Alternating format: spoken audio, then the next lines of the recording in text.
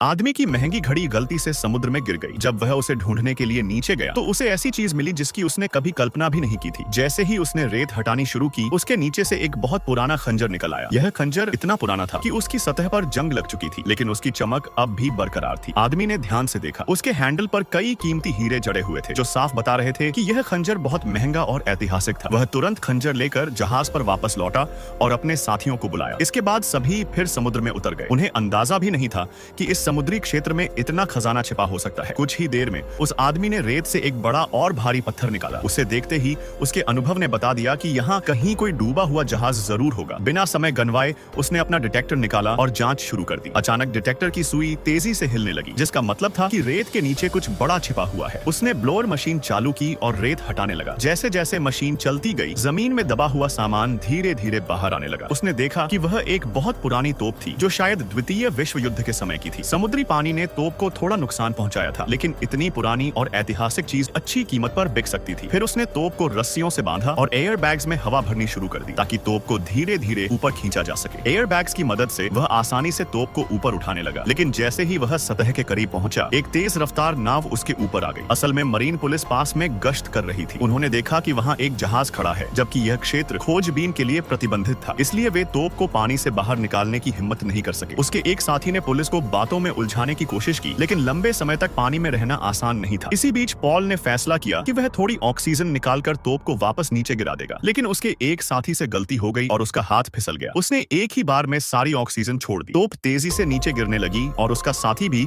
उसके साथ नीचे खिंच गया। उसका एक हाथ तोप के नीचे फंस गया। सभी साथी उसकी मदद के लिए आगे आए, लेकिन तोप इतनी भारी थी कि कोई भी उसे हिला नहीं पाया। ऊपर से ऑक्सीजन भी लगभग खत्म हो चुकी थी। अगर ऐसा ही चलता रहता तो सबकी जान जा सकती थी। इस संकट की घड़ी में पॉल ने अपनी बुद्धि का इस्तेमाल किया। उसने बची हुई ऑक्सीजन एयर बैग्स में भर दी और पूरी ताकत से तोप उठाने की कोशिश की। एयर बैग्स की मदद से सभी ने मिलकर अपने साथी को बचा लिया। जब वे वापस जहाज पर पहुंचे तो देखा कि मरीन पुलिस अब भी वहीं खड़ी थी, लेकिन किस्मत ने उनका साथ दिया। उनकी साथी नीला ने देखा कि पुलिस वालों में से एक उसका पुराना दोस्त था। थोड़ी बातचीत के बाद उसने उन्हें वहां से जाने दिया। इस घटना के बाद पॉल को यकीन हो गया कि उस समुद्री क्षेत्र में बहुत सारा खजाना छिपा हुआ है।